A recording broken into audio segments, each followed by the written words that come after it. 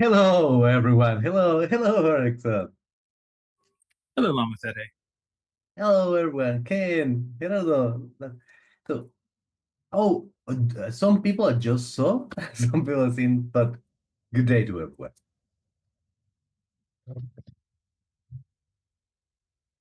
So, let's wait. We're just on the dot of the hour, so we'll give everyone 5 minutes to settle in and to come. But meanwhile, one thing I'll like to do is let you know that I will send this presentation just as soon as we finish. Just as soon as we finish. And there was someone, I think it was Jordan, saying that we there he has some notes for this, so I just also invited him here.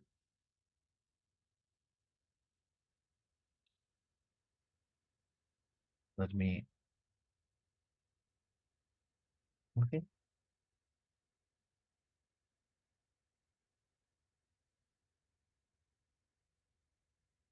Keep everything here.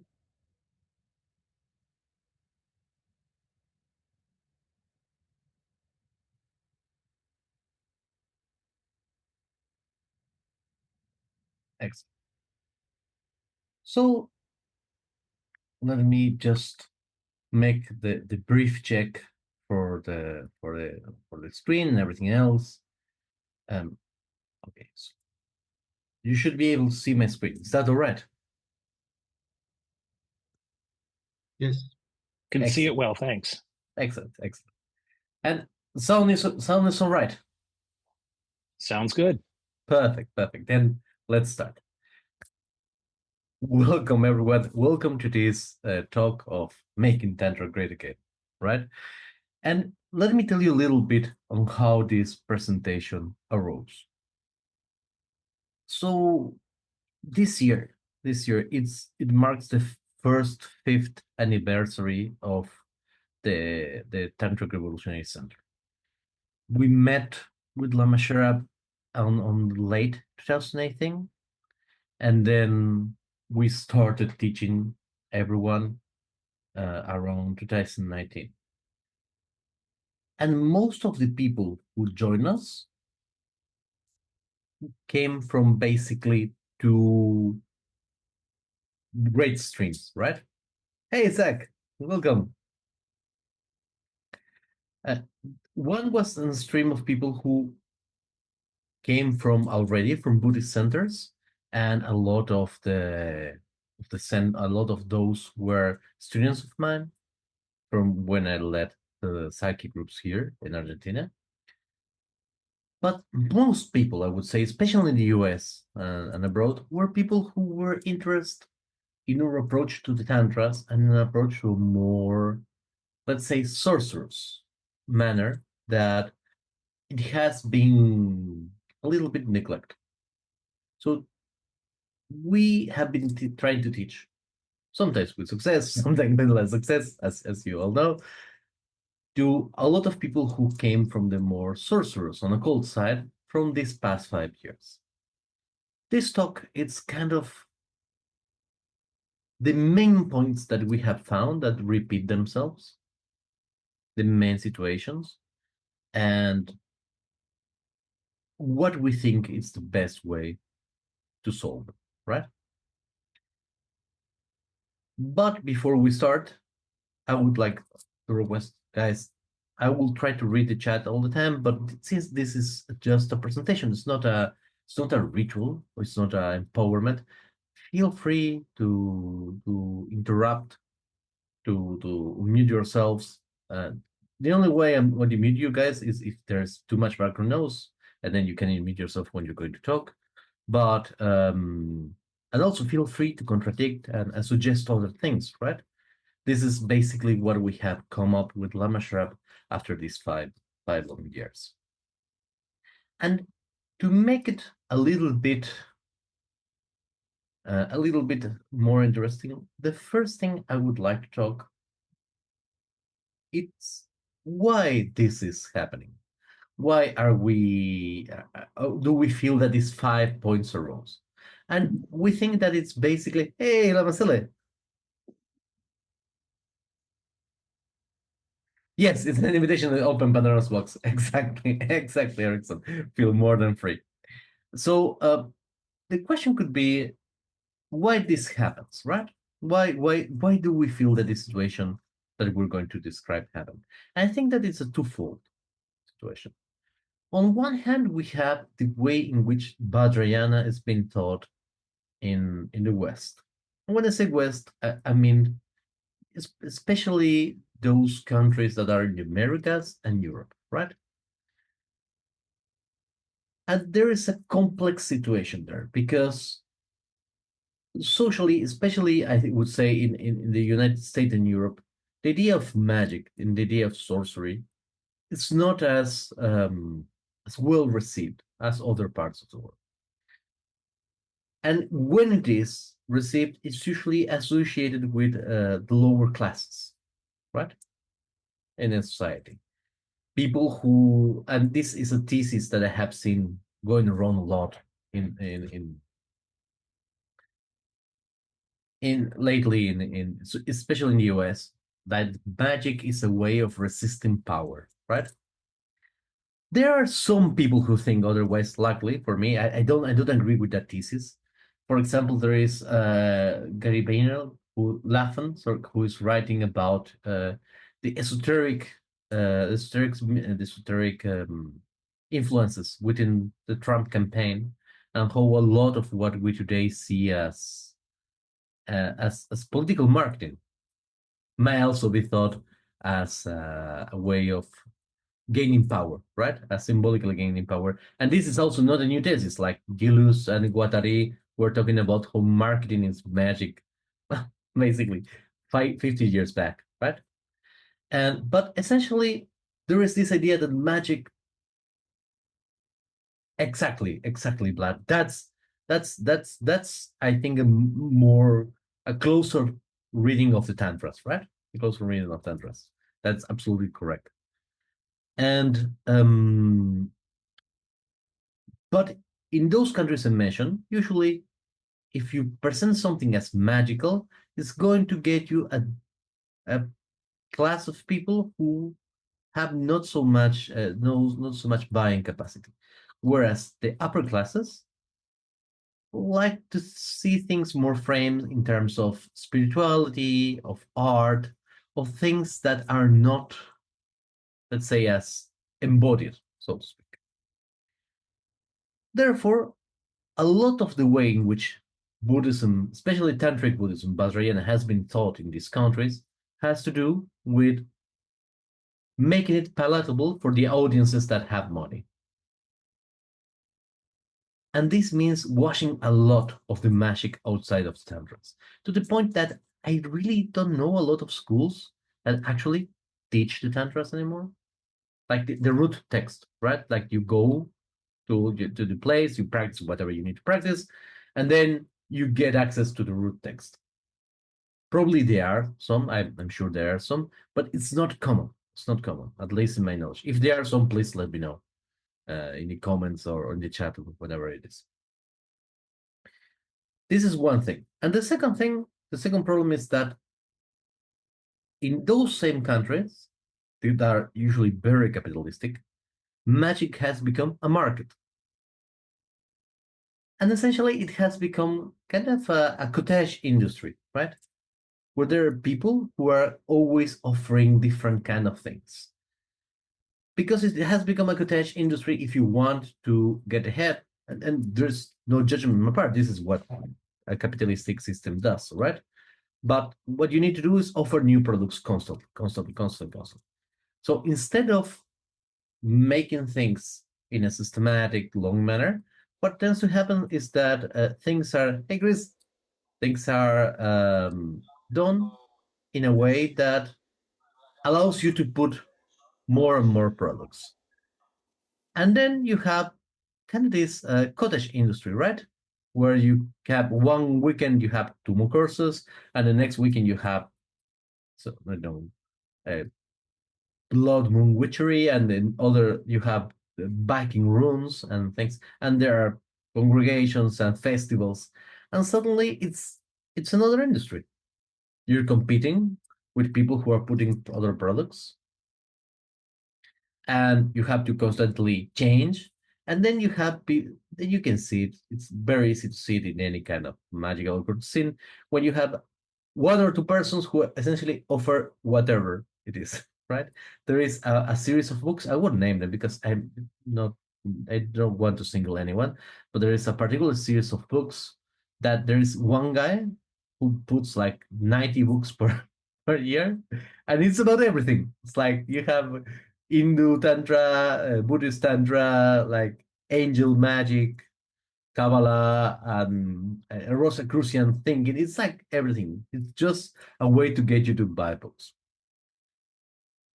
These two things, from one hand, the whitewashing of magic by the same people who teach it, and the commercialization of magic, in the other hand, make it so that you either don't talk about magic within Vajrayana at all, like 99% of schools, or you do it in a way that essentially just wants to get people in seats to do a workshop today, tomorrow, and forever, right?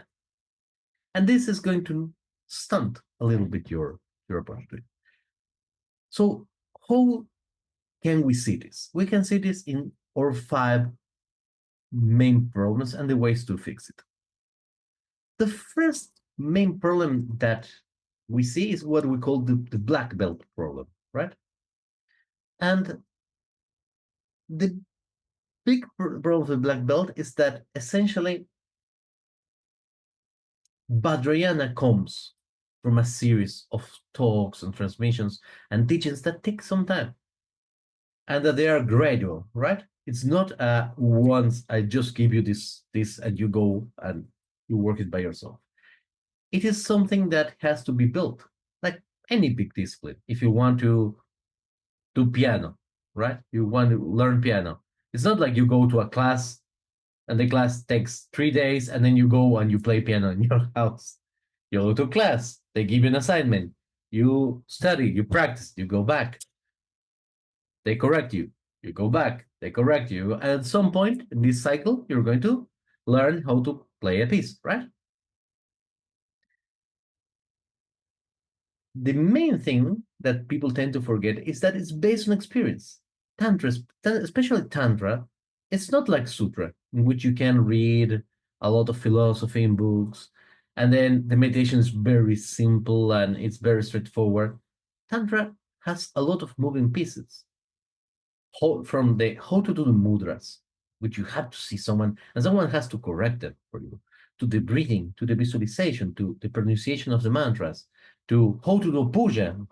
Oh, I don't have this to give in a puja. What can I substitute this for? It? All these questions take time. I don't know anyone who can go to, let's say, even a month from zero. Like, I don't know anything about Tantra, to go to a place and spend 1 month to read it and come back and know enough, right? It takes time. It takes time. And once you start practicing, you're going to have doubts. You're going to have doubts about dreams. You're going to have doubts um, about experiences that you have. Hey, I'm having suddenly troubles about this, and this has to be your practice has to be modified in the basis of your experience, right? Does that make sense, guys? So far, so the problem is that if you make it as a workshop, it's very difficult to have this kind of back and forth, this feedback. If I just go somewhere, right, and I meet you for 2 days, in my meet you for 2 days in my the only time I meet you, and don't talk to you ever again. I just teach you something and just let you to do it. Who do you talk to, right? Who do you? How can you get feedback? And also, if I give you everything that you need, I'm not going to be able to give it in a in-depth part. So my advice against this is that don't focus on the empowerments. Still, it seems strange that someone who gives so many empowerment says don't focus on empowerments. But the empowerment is not so much the end of the path. Empowerment is the beginning of the path, right? If you want to be a tantric sorcerer, the empowerment is the permission to start practicing something, and the connection to the lineage that empowers it and gives you juice, so to speak, to work the magic. So it's something that's going to be ongoing. At the same time, it's not something that's going to be infinitely ongoing. There's going to be a point where you can basically uh, learn enough to work by yourself. So what's the best way to approach it? And here is our solution. Our solution is you should try to think and see places where essentially you can learn progressively if you want to be a Buddhist sorcerer, and not just do it by yourself or on the basis of um, of empowerments. You should know the place that either virtually or personally you can go and go back and forth and ask questions. And you should think that the training time should be around from 3 to 7 years. I think 7 years is good. No, don't worry, Roll. You don't. The difference between being an Arhat and being a Mahayana is that the motivation of bodhicitta, and this should be all right. But going back to what I was saying before, the best way to approach it is if you want to know how to do tantric magic, you should think that it's going to be a commitment between 3 and 7 years, right? Just as long as it would take, let's say, in a martial art to get a black belt. And like a black belt, it's going to have better times. You're going to be times that it's more challenging. Not everyone's going to be able to do it at the same time or at the same speed, but there should be a progression, right? You, just as it's totally impossible for me at least to go from hey, I never threw a punch in my life to become a black belt in whatever it is in a weekend, right? It also shouldn't be impossible. It shouldn't be impossible to do it in your lifetime. It should be something achievable. So a good rule of thumb is if you're going to start practicing uh, tantric sorcery, you should set up or you should think that it's going to take from 3 to 7 years. What do you guys think? Do you a lot of you already have practiced in some years and know a lot? Is this something that you feel is feasible? Do you think it's more or less complex? What do you guys think?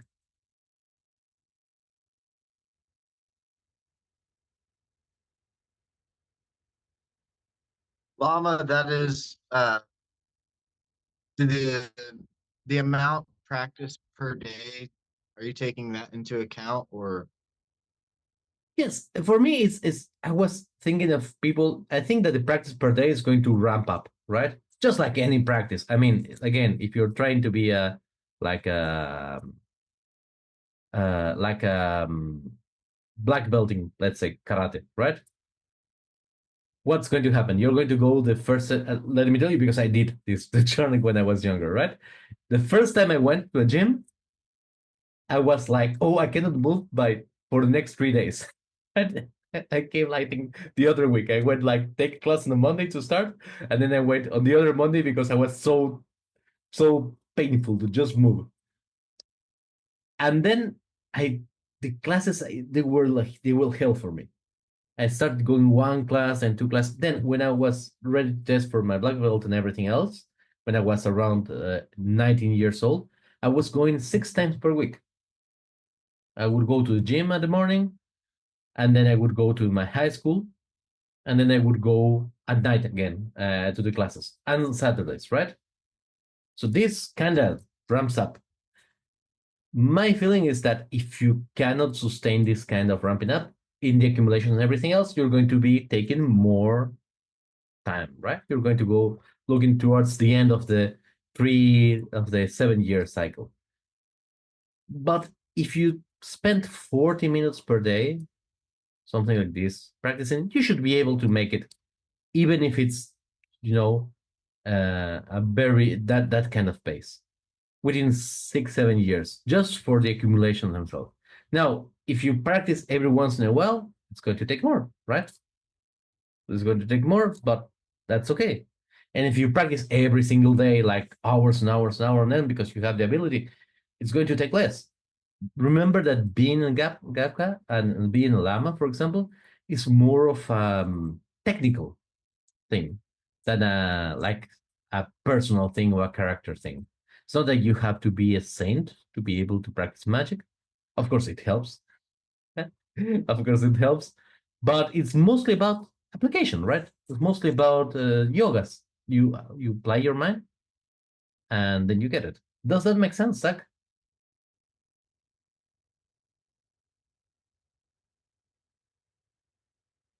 It, yes, I mean, for a specific tantric specialty, not to learn everything. There's no end of learning in tantra. There's impossible to learn everything, but you can go from, hey, I want to practice tantra. I have this kind of idea mm, to, for example, to know the 6 yogas and being able to do it within, I think, 7 years. That's okay. And also, yes, of course, God, this is kind of a rough estimate, but some people may take years and years. Some people may do it very quickly. But I think that it's a nice way to kind of have a ballpark figure, right? Yes, I think that if you can commit to this practice, yes, it's good. Now, if there is not a possibility of that, also it's good. You work with what you have, right? When I started, um, when I started this to be like in this path, I also had a lot of things to do. I was studying in university and working a lot, and still I was able to make it work. So don't worry. Your life doesn't have to be on hold for this, but at the same time, it's a commitment, just like going to the gym or doing everything else, right? So this is the first part. Then the second point is that you buy in a house, right? Rather than a home. And what do I mean by this? There is another aspect that is difficult. So the first aspect, the black belt aspect, is more about the industry that has it from the cottage industry of workshops. But the second is that you're buying a house. What do I mean by this? Often there's three, as you know, three refuges in Tantra. There's the refuge of the guru that takes the place of the Buddha. There's the refuge of the deity that takes place of the Dharma, the teachings, and then the refuge of the Kula, which takes the place of Sangha, the community.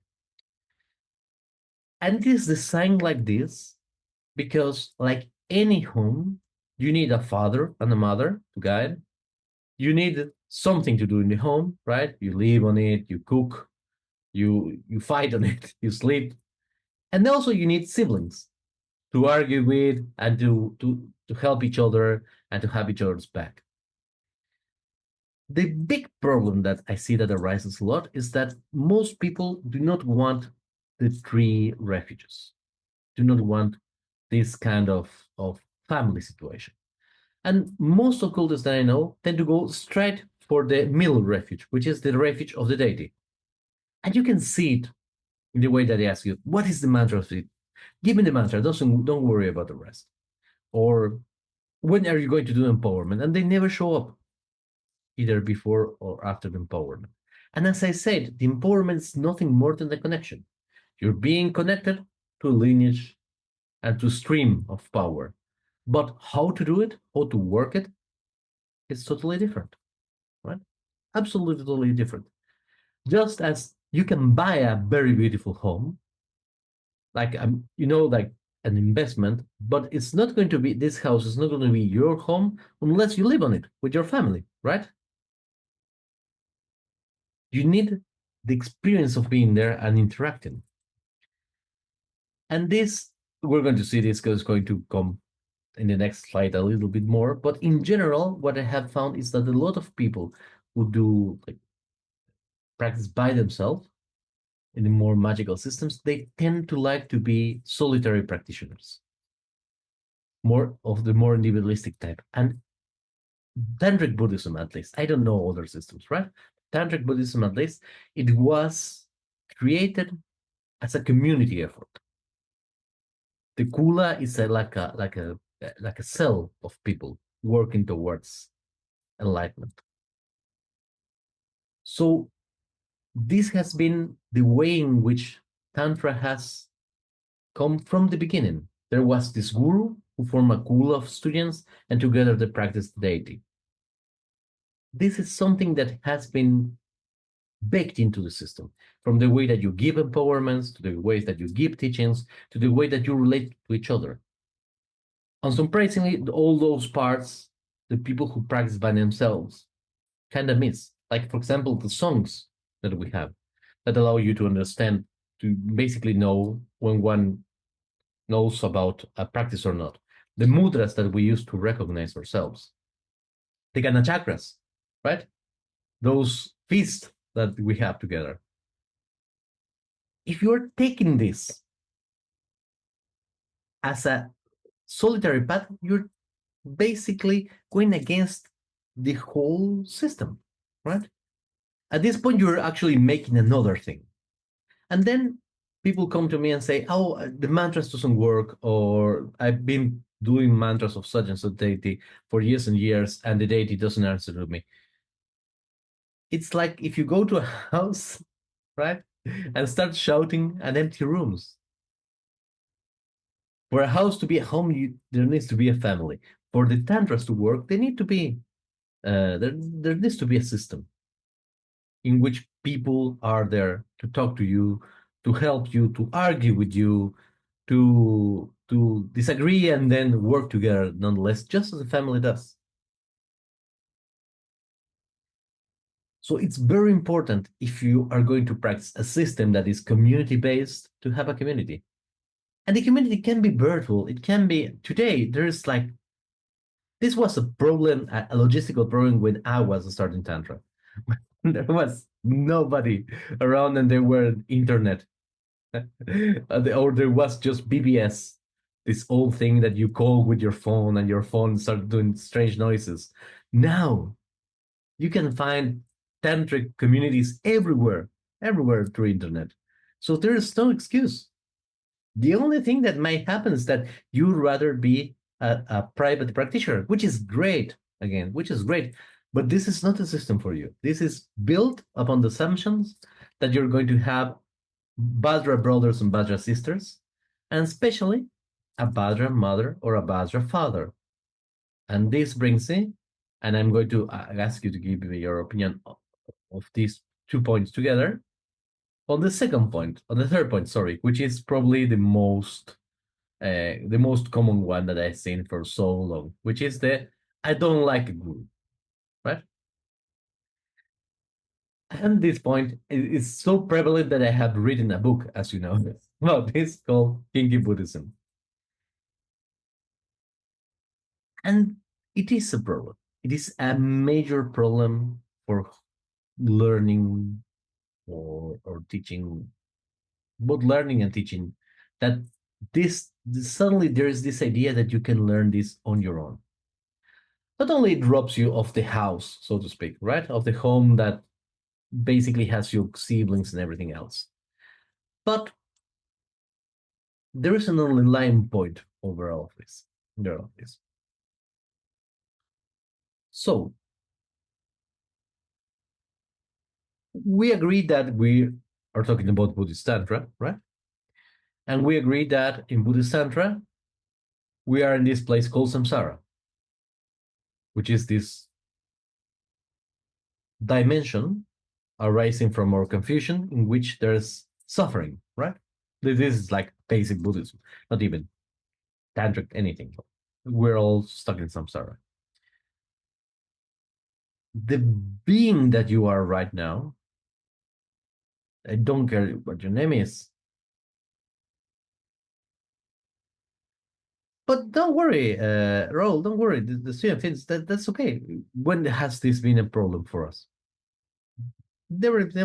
If you can, you can. If you can't, you can't. You don't have to be guilty. It's not your fault. It's a system that is not very good for tantra.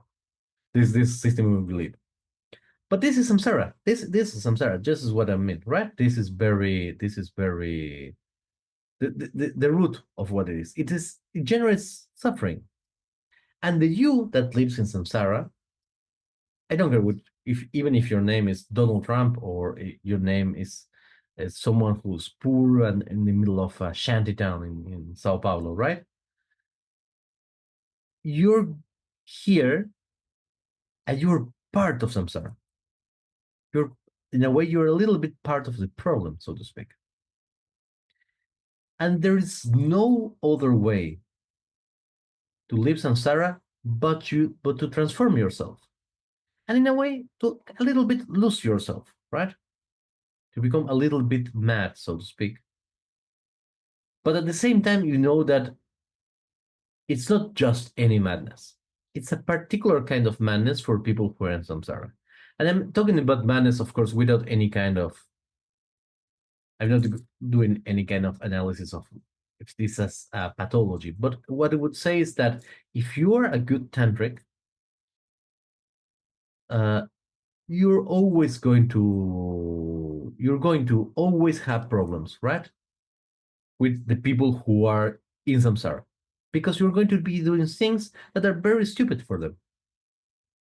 You're going to like draw mandalas and practice meditation for a lot of hours, and they're like, "Why are you doing this? What's the use of it?" And there's no use, no samsaric use. You're going to imagine carve purbas out of trees struck by lightning. That's something you're going to do. So why are you doing this? It doesn't make any sense. No, it doesn't. It doesn't at all. So you're being a little bit mad. But there is a very fine line between seeking enlightenment in the tantras, which is a very intense experience, and being actually mad. And being actually mad is another kind of samsara, right? It's another kind of confusion. So you're going to have to rely on someone to basically guide you.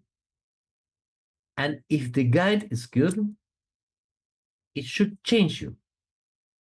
If it doesn't change you, if it only makes you more you, so to speak, you're not getting away from samsara, right? Does this make sense?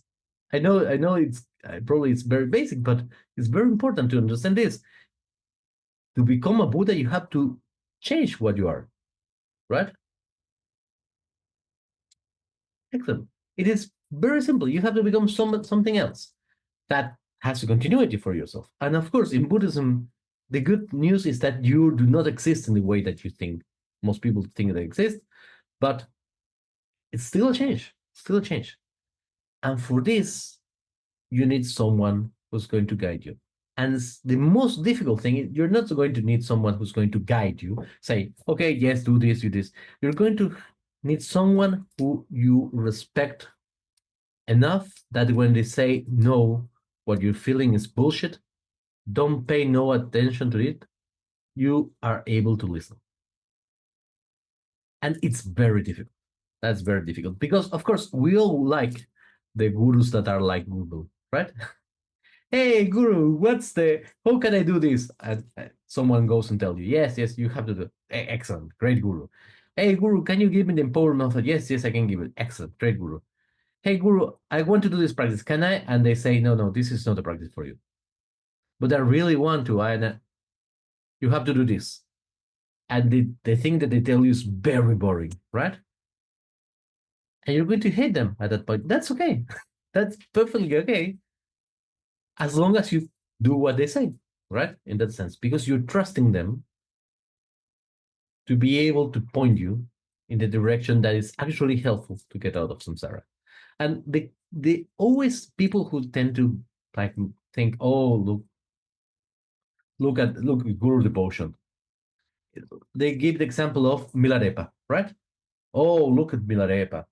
He this was like almost fall into cult. He did all these towers. What people usually don't do is that they don't read Milarepa's songs, right? His biography that was written after he died. And what is very interesting is that in his own songs, he actually loads Marpa, sorry, at the beginning, right? He loads Marpa. He thinks it's Mara. It's like, why is he making me do this? Oh, I beat already this tower. But he still has enough faith that he goes and does it. And he hates it, and he always arguing with himself what to do. but he still goes and does the thing. This is a great guru relationship because it's not blind faith. It's not like Marpa said, "Oh, Milarepa, build this tower here," and Milarepa is like, "Oh yes, Guru, this is the word of the Buddha. This is wonderful. I'm going to do it." And every single stone was like, "Oh, I feel joy." It was hell. It was hell for him.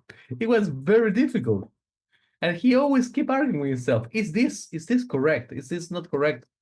But he still trusts him, and that's why he became Milarepa, right?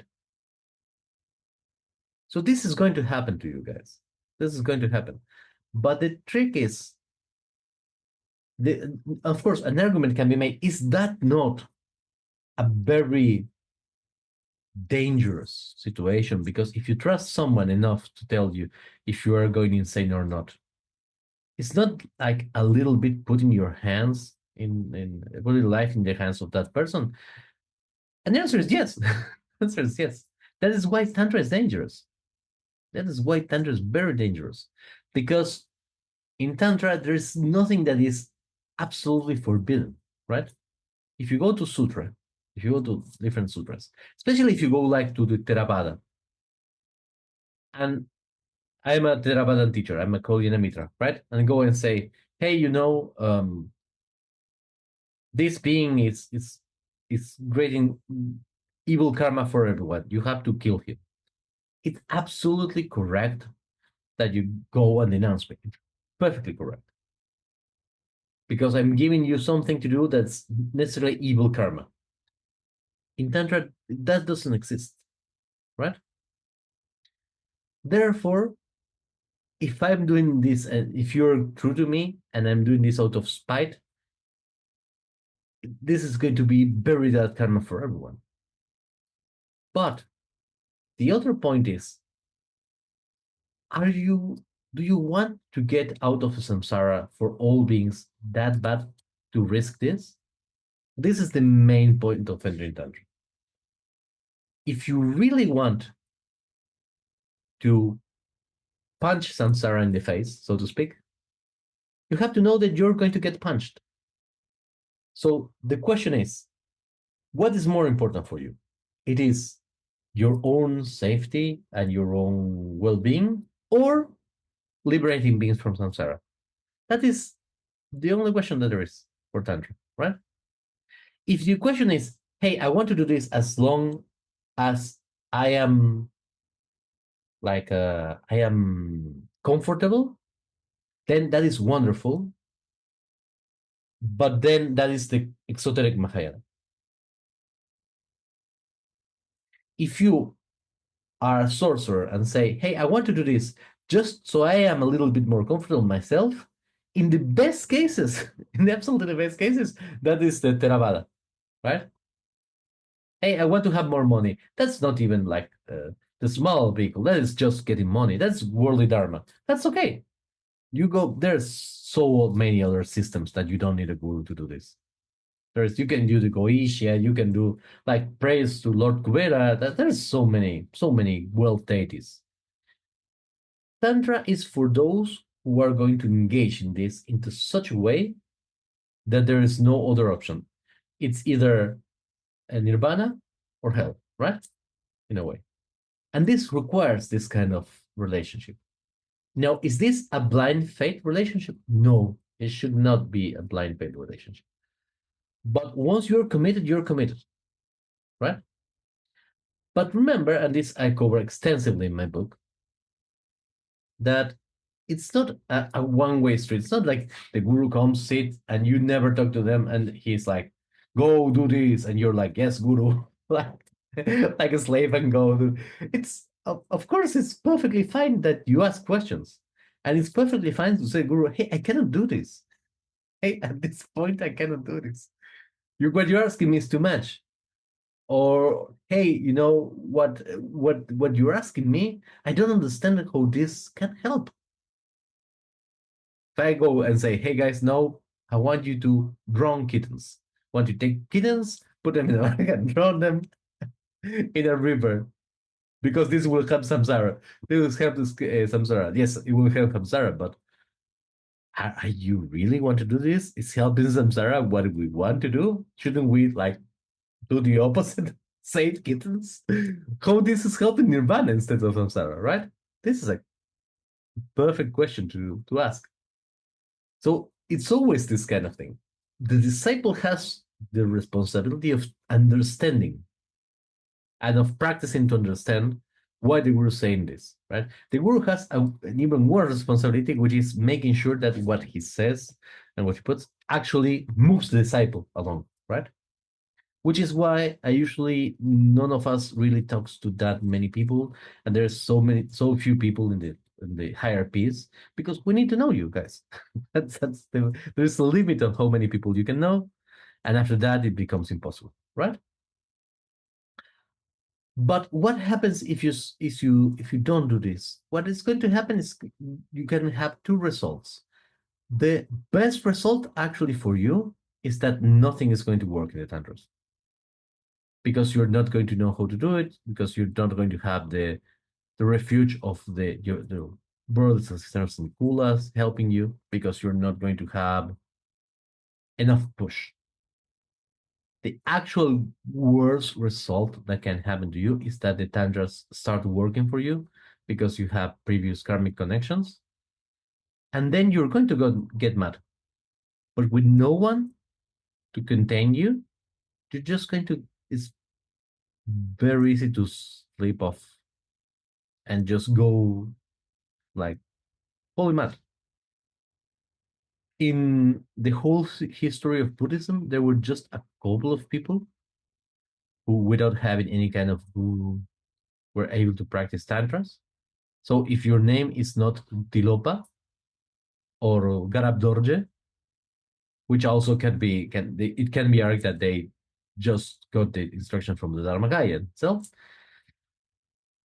chances are it's going to be worse. So first of all, the main thing I would advise for people who are trying to make this work is A, get a community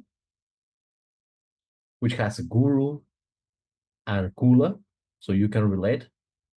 And then B, build a relationship, especially with the guru, because that is the person you're going to rely on when things go wrong. So so far so good. How does this sound?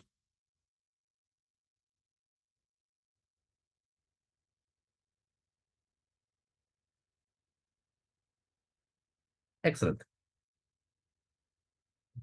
Then let's go into the fourth point, the context issue. This context issue is going to be something that I have been asked this 10 million times in the last in the last few years. So this didn't happen when I started. When I started, the way to access texts was you went to India, you get a photocopy, perhaps, of a text in Tibetan, and then you had to learn Tibetan, Sanskrit to translate it, and that was it. Then when I started teaching, especially in the Sakya, there were some texts, not a lot of translation, which was why for like 10, no, 15 years, I was the main librarian of the Sakya. Because I'd say, okay, hey guys, I'm going to collate everything into one big database and send it to everyone else so everyone has access to them, right? But this is not how it is anymore. Today, there's places like 84,000. If you don't know it, they publish monthly translations of both sutras and tantras, right? So let's say that you are someone who is not 100% convinced. And this is like 90% of the people who come to us. They say, yeah, the guru is good, a cool is good, but in the end, what does it do for me? What's in it for me, right? Because I can go to 84,000 and download everything. And if I go step by step there, it should have results, right? So this is something that you really have to experience to see. If you do this, I'm not advising you to do this. There's some issues and everything else, But if you do this, you're going to find that the tantras are not written in style that is meant for them to be read. Most people tend to think of the tantras as the books which you can buy off Amazon that are about magic, right? Like the grimoire books. Let's say, for example, the Hecatyon from Jack Rale. Greatest book about magic I've read probably in my life. It's a wonderful way to do step by step into a very classical depiction of Hecate, right? The goddess of magic. Absolutely wonderful. Absolutely wonderful. The Hecatyon. Let me just type it here.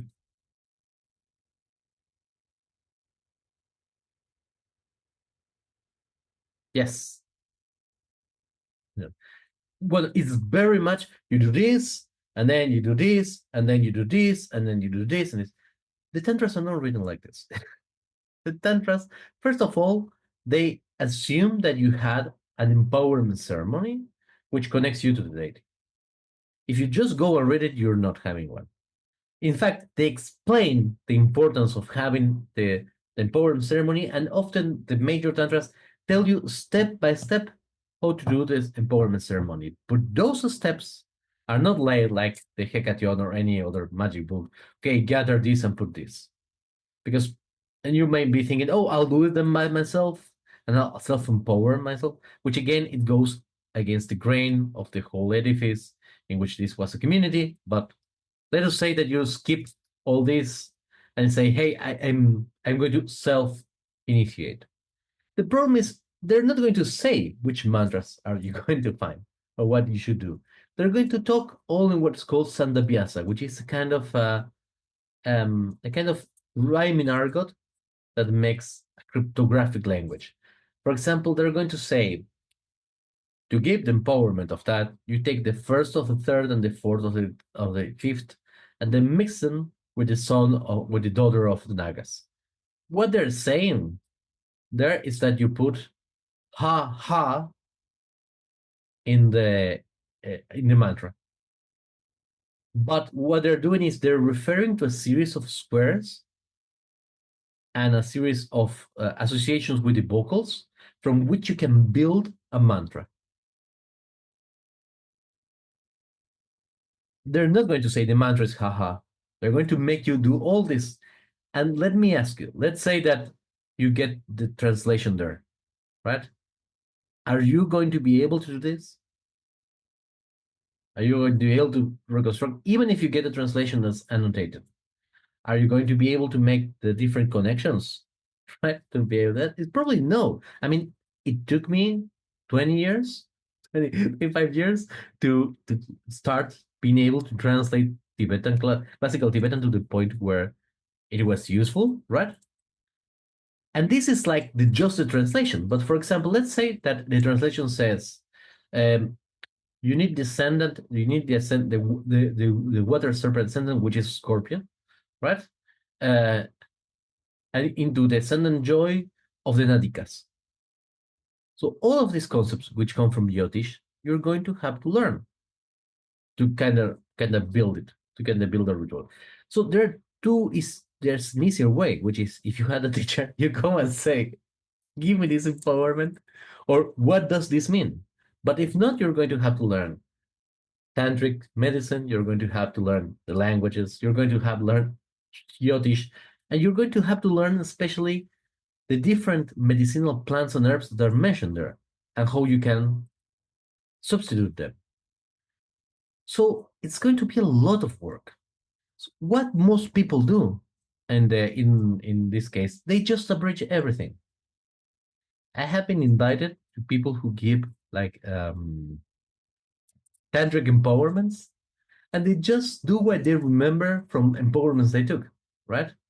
And you can very clearly see there's nothing prepared. Like there's not a torma set up for the guest. There is not the correct day, and they just don't care because they do not think that this exists. And then they come and tell you, "I don't know why the practice is not working because you're not following the manual."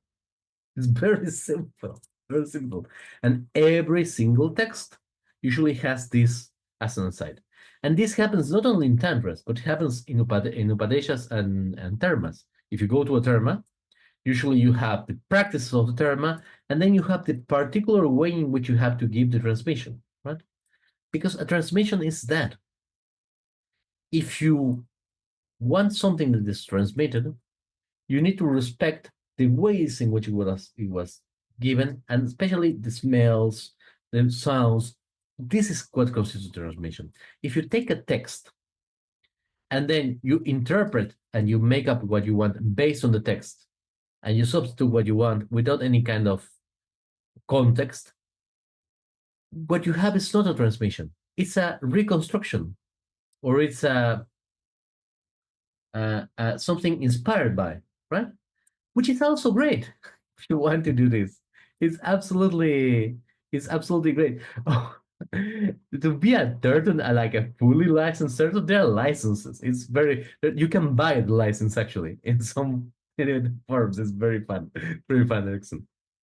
But the problem is, if you really want to do this, it's going to be a lot of work. And now, if you really want to do this and create like, I have seen like books like Tantric Telema. Great. Absolutely great. If you want to do a Tantric Telema, or you want to do like a Tantric um, Greek gods teaching, or like Tantric Nordic, that's more power to you guys. More power to you. But what it is not is a transmission, right?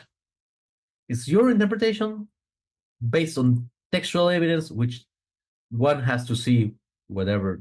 If you have all the skills to basically interpret it, but it's your interpretation of a text, and that's wonderful. That's as Scott says, that's good fun. That's wonderful. But what is not is a transmission of things, right? It's your own system, so to speak. So how do we solve this? I know that we are repeating ourselves to the other points, but essentially, if you want to get the transmission, you have to find someone who can transmit it to you. There's no transmission without someone to transmit it to. And this is why the tantric refuge is so important. The guru is the one who teaches you. You practice what the guru teaches, which is the deity, and you support yourself and support at the same time the rest of your friends and brothers and sisters in the guru. Does that make sense?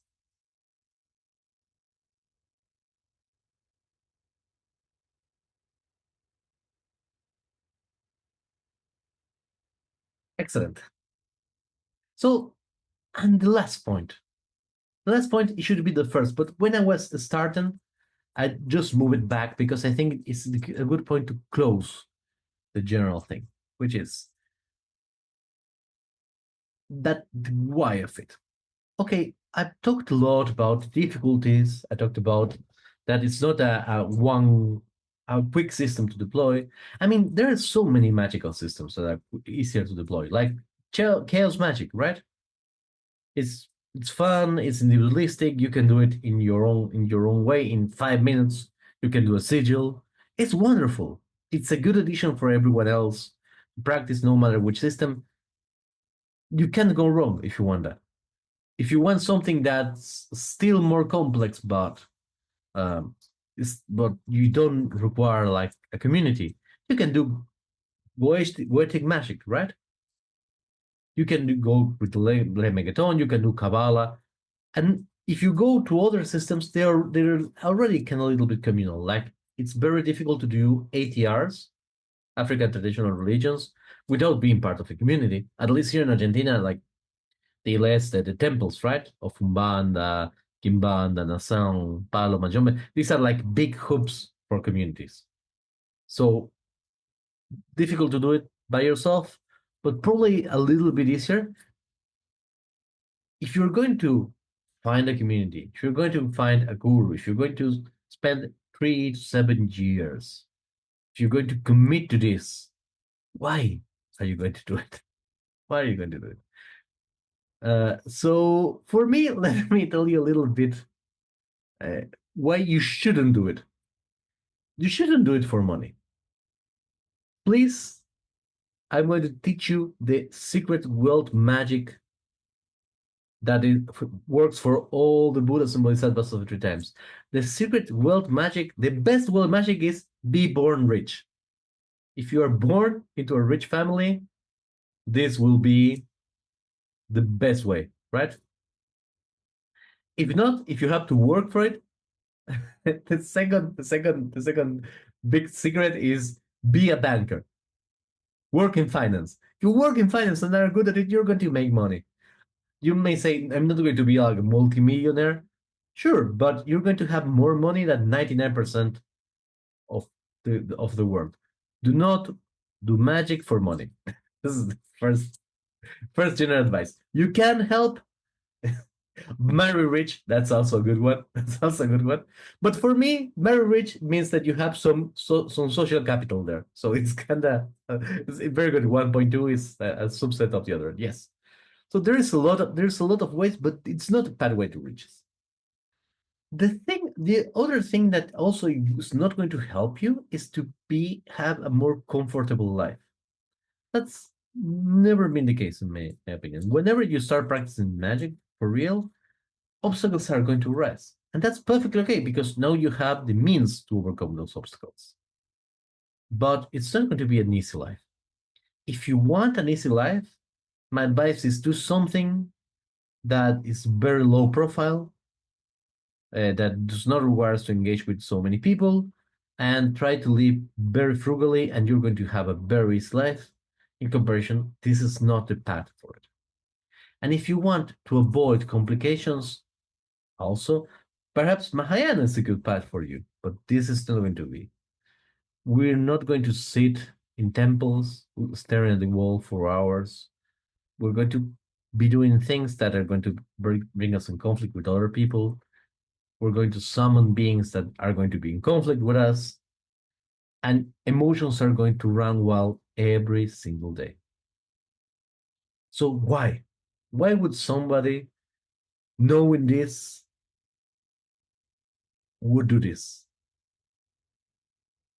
It's not for mantras. It's not for knowledge, right?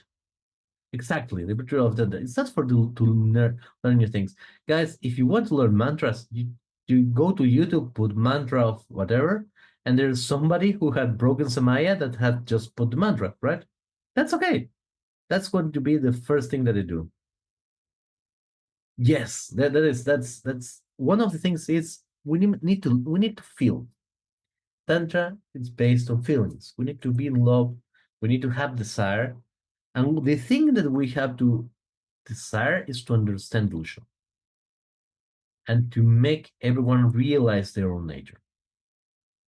Because as we know from the Heart Sutra, we are illusory, empty beings. And we know that suffering and the beings suffering and the Buddhas who teach them liberation are all illusory or illusion-like, right? But we know that they are also suffering because they don't know it.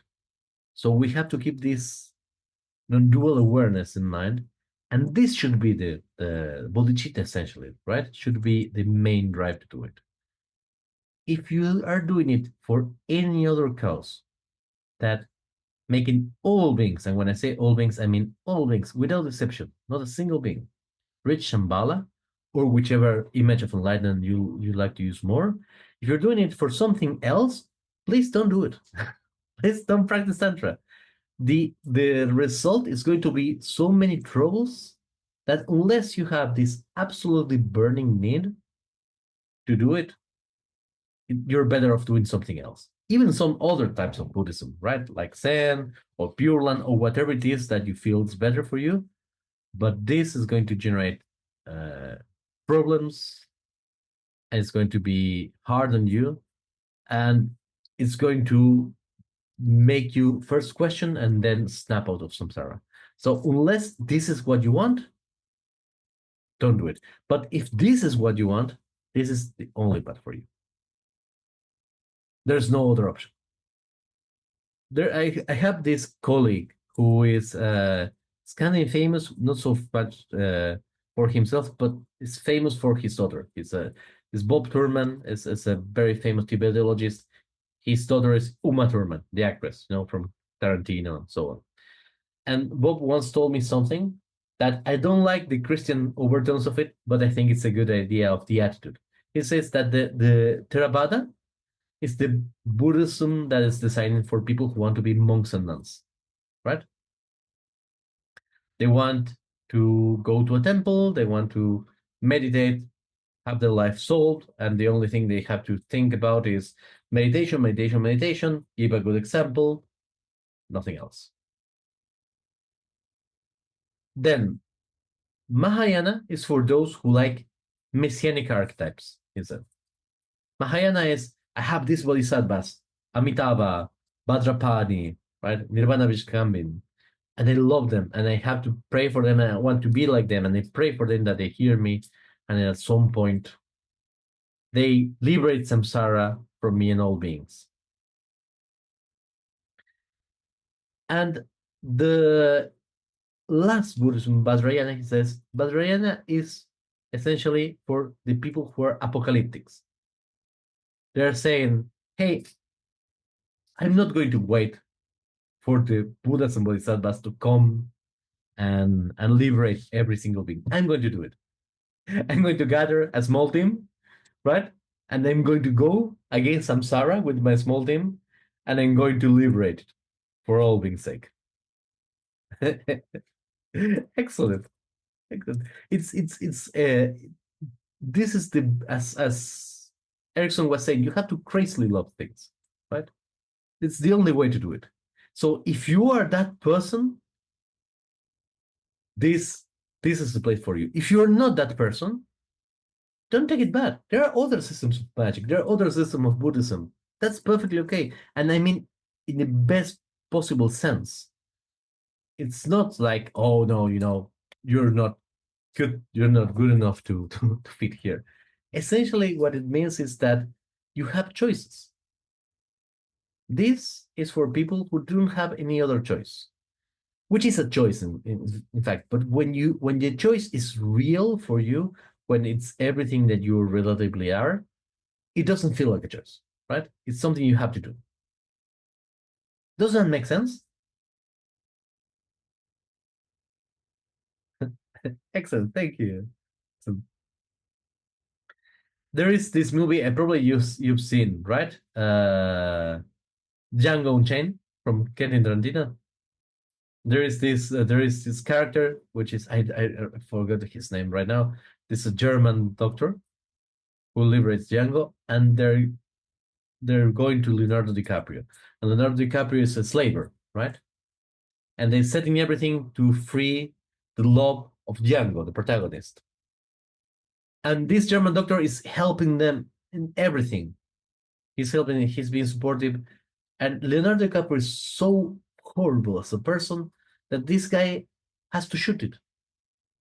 Has to shoot him. And he apologizes to Django because his shooting of Leonardo DiCaprio essentially makes another door for Django because they resold him as a slave and he has to escape again. And he knows that he has done this and this has condemned his friend. But in a way, he had no other choice, being how evil was Leonardo DiCaprio, right? So even if this is the kind of choice I'm talking, that even if you go to hell, like Vlad is saying, that is absolutely okay. You have to, you basically have the only choice is you're going to do this, and this is going to either help everyone attain Shambhala or it's going to damn you to hell. But that's okay. That's the kind of being that should do Tantra. All the rest, there's other choices, less severe choices, so to speak. So to recap,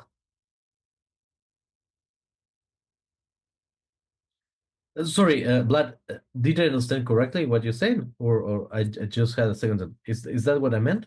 What you meant?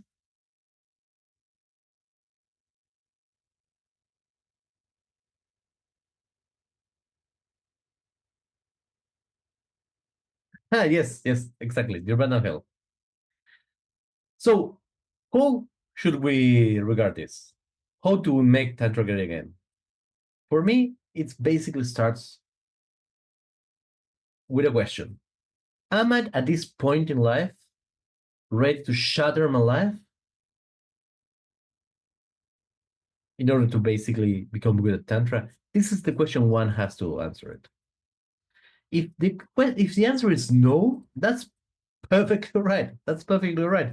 There are other systems that do not promise this kind of madness-inducing samsara breaking codes, so to speak, that do not deal with reprogramming the way you sleep and changing the way to relate to everyone. They're a lot easier, like chaos magic or other systems of magic. They're a lot more kind to oneself.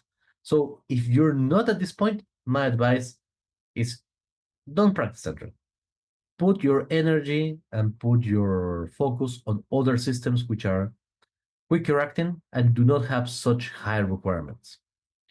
But let's say that you answer yes. You are at this point ready to shatter your life. In that case, what I would say is I would search a Kula that has, first of all, people that you like. Because you're going to hang up with them at least, let's remember, like Black Developer Position, 3 to 7 years. So it's not going to be people you're going to see one time and then forget, right? You're going to have to meet them for years in the very best case. So it's better that you like those people. Then the guru has to know his or her stuff, right? It's very important that they do it, and they're not someone who's trying to kind of either make things on the spot or just wants to start being a guru.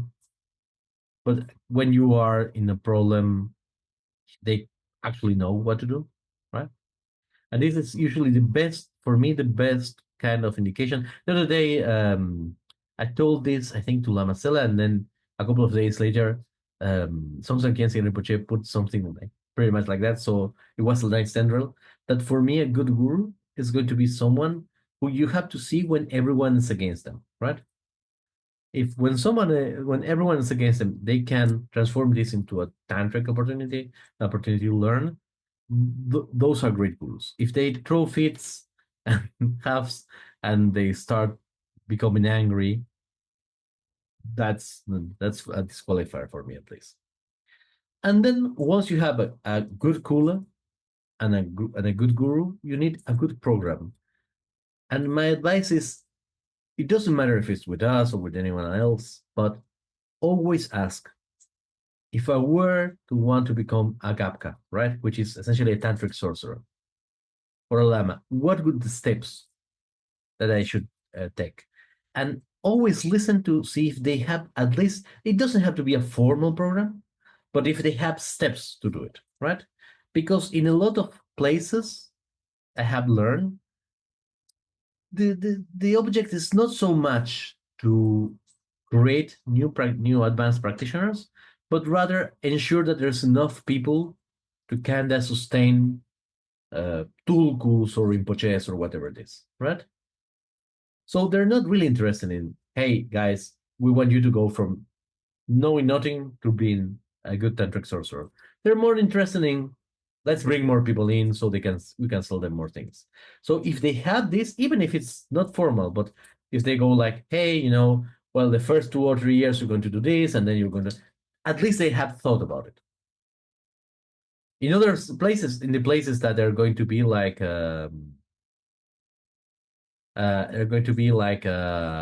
yes, Erickson, yes, tell me.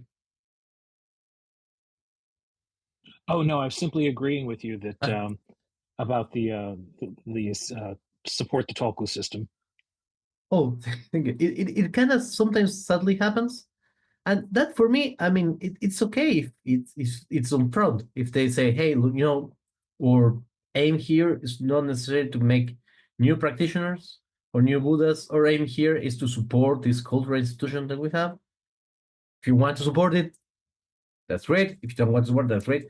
That's perfect. But if you start going there and taking some empowerments and then you learn about it, it's it's going to be bad for you and bad for them. So you might as good, right? um, it's going to be basically best to know before. And once you have this, the last advice I would give is that I would keep a journal of my practice. I keep journals of everything myself. I go through one of these per month, basically. Uh, but it's very useful. It's extremely useful to know that you are moving ahead. Because even the strangest thing in life, even, I don't know, like daily, nightly, so to speak, nightly conversations with gurus from other times, or visits to Shambhala, they're at some point they're going to start becoming familiar if you do things right. And then you're going to be like, hey, I feel that I'm not moving fast enough. But when you look at this 10, 20 years back, you're going to be amazed at what you thought at the moment was going to happen and what changes that. And then if at some point you want to teach, this is going to be available for you because you're going to have there the thoughts that you had when you started. And let me share you something that happened that happened to me. So when I started practicing this,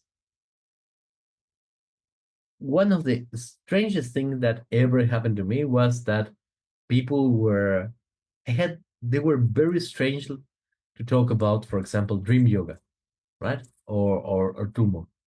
And for a lot of years, when just started this, we're talking like 30 years back, I thought that tumo was something that you do within the Homa practice, right? Within the fire, you absorb fire or something like this. It took me like 5 years of practice until someone actually taught me tumo. I was like, where's the big fires that we have to sit in the middle? And the guy was like, what? Please don't do anything with fires. It's going to be actually worse for your tumor, right? You need to generate it within yourself. And then when you start, for example, I thought it was going to be all about muscle movement. Of course, it's nothing like that. When you learn about it, it's totally different. But if you ask me now, unless I'm looking specifically to recapture that memory, it doesn't strike me as Tumo for me. It's like okay, it's the gateway. It's like a base practice for completion stage. But for so many years, Tumo was this mystical thing that happened to only Tibetan monks somewhere else. And you have to understand that this sense of wonder is there to mark your your your advance. So if you can keep a journal, keep journals from all these years, and when you come back, you will see the difference. And if you're not seeing the difference, then it's time to talk to a guru. And sometimes it's important to practice with other people if you're not seeing any kind of result, because it may not, you may like them very much, but may not be a guru for you. Still, the best result, so we say, is bodhicitta. So to conclude, what is the getaway from this? That Tantra is an oral tradition that essentially is transmitted from kula to kula. It's a communal effort that is not wholly written down, right? And it's not instantaneous. So you're going to need terms and conditions for you to practice, at least in the middle term, right? 6 years, 7 years, 8 years, and probably a long-term commitment to practice. And if this is not something you're really up to doing, my advice is find another system. It's perfectly right. It's absolutely right. Even in Buddhist magic, there are so many other systems. There's like all the Chinese system derived from the I Ching and from the Misong schools, all the Mahoshan systems of talismans, all the Dharani magic. There is so many other systems in magic, just in Buddhism, not even counting all the other systems of magic, that if you're not having this kind of commitment and this kind of expectation of time, you're better set practice any other. But if you have, you should train until your resolve becomes unshakable. And once your resolve becomes unshakable, the good thing is that if you manage to have this kind of resolution, Enlightenment is assured. It may take longer, it may take shorter, but the good thing is everyone will be there in Shambhala. So, oh yeah, oh, there's a soul. Sorry, there's no soul. There's no soul. I mean, mm, I don't remember, but if I say so, I apologize. Never meant so. Perhaps I used it as a kind of poetic license, but essentially it means that it has to become part of you, right? Your resolve. Oh no, resolve. So your resolve is that the resolution that you have in that sense. But sometimes I may use soul as a poetic, right? It's a poetic license to say like something's engraved in your soul. You do not have a soul, and there's no engraving there, right? It's just that a way to say you practice it so much that it's automatic. So does this make sense, guys? Does this is something that makes sense? Do you have any questions, any comments about this? Excellent. So if you like, please mute yourself so you can type it. While you're typing, I would like to recommend you two things that I think are very thank you, Raul. Thank you. Uh, for me, a lot of people are going to look at this, probably not you guys, but a lot of people are going to look at this and they're going to say, hey, this is not so, I can do this, and or this idea of Tantra as a communal experience is not though, I can practice Tantra on my own. And again, I'm not saying that you cannot practice Tantra on your own. You cannot download the books, but what you are practicing is really Tantra, or is your reconstruction interpretation of a text of Tantras. And to understand this, there are two books which I recommend heartily. There's a lot more books. All the books by Davidson are great about this. But there are two books that are more accessible and they are not have not been written as an academic works, but they are very good. One is Making Sense of Tantric Buddhism by Tristan Bettenmeyer. And he lays very clearly how Tantric Buddhism arose from the political milieu of the Christian Wiedemeyer. Let me just share the Amazon page here. Sense of Tantric. So this is the first one.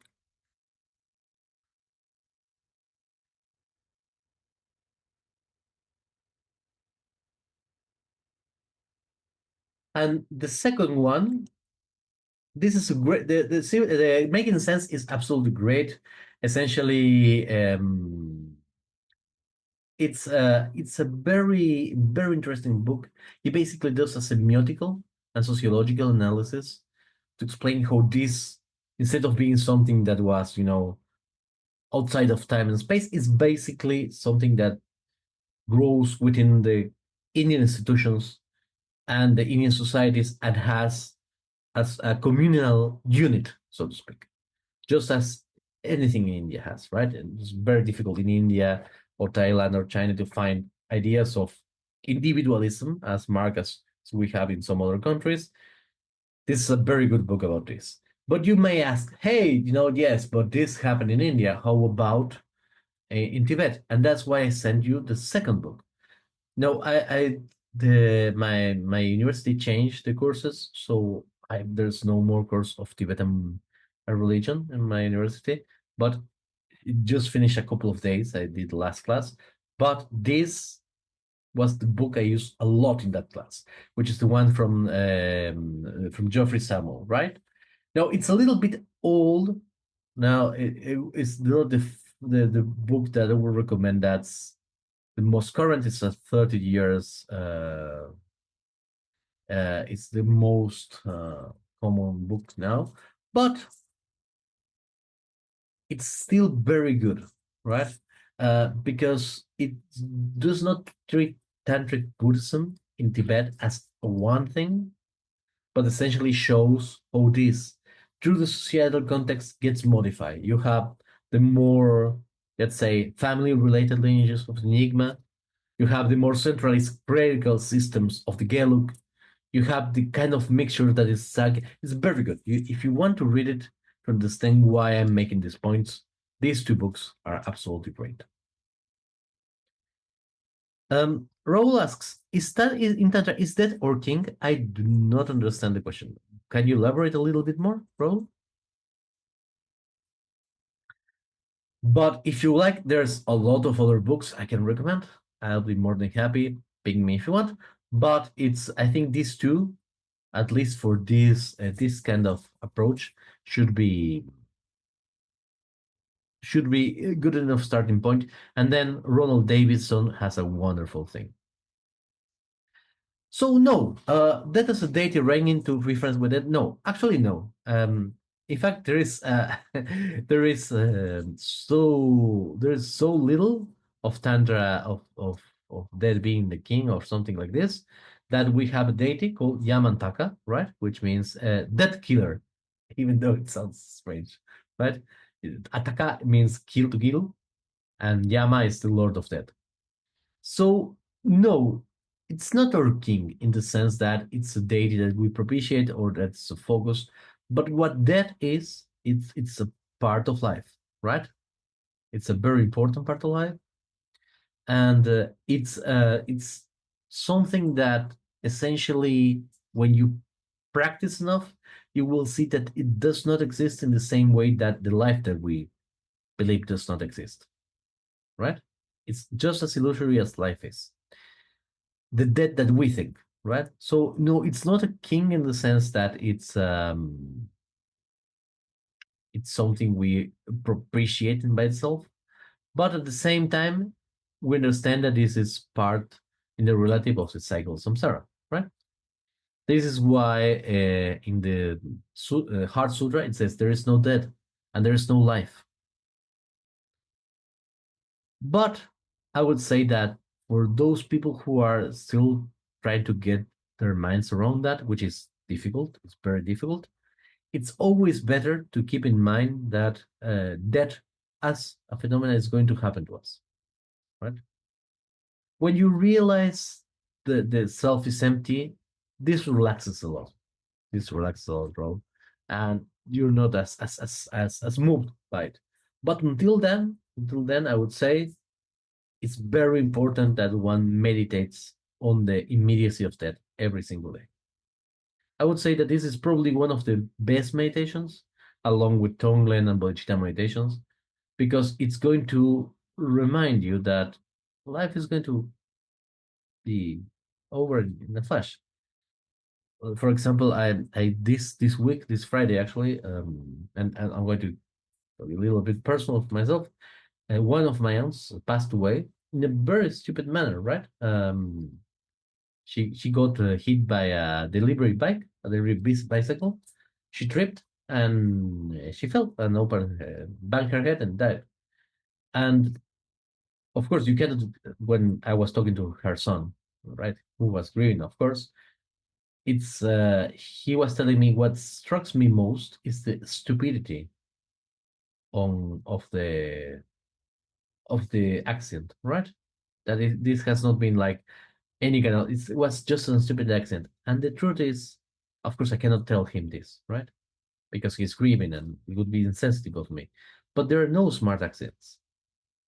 There's not good deaths and bad deaths. There's just that. And it can happen at every single moment. For those people who you love and those people who you hate, it's still going to be there. So until you stabilize emptiness, it is extremely important that you all think and meditate of that. Because if not, there's always this kind of fantasy that it's far off. You never know. You never know. So it's better to practice now, And if you reach a point in which there is no life, there is no death, that's perfect. That's a very big step towards enlightenment. And if you don't reach that point, at least you have created the causes and conditions for for the next life. Thank you, Gabe. Thank you. Thank you, Gabe. From one hand, it's very subtle. For the other life, to be honest, she had a wonderful life, and she just leaves a memory of cheer and good things to people. So if I'm being honest, I'm sad, but it's that's samsara, right? It happens to every one of us. It's going to happen to me one day. I hope that you all would leave me. And if that's the case, please understand that this is going to happen. It happened to the Buddha. How it's not going to happen to me or to everyone else? So think of that. Try to meditate on it. Not to be morbid, Raul. Not to fear it or to love it. Just to know it's there, and it can happen at any time. And if you are aware of this, everything you do will have a different quality, right? Does that make sense, Raul?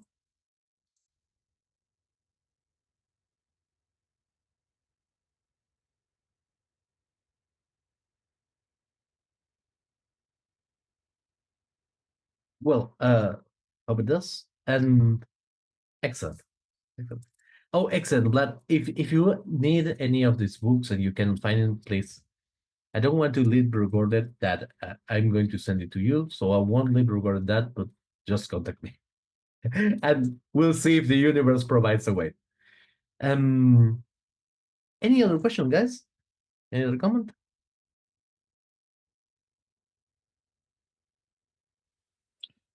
Excellent talk. Thank you, Amafede. Thank you, Erickson. Thank you so much. Thank you so much. Well, if there's nothing else, I look forward to seeing you. And if I don't see you before Christmas, may you have a wonderful visit by Lord Vaishravana, and may all beings quickly gain Shambhala. Bye bye.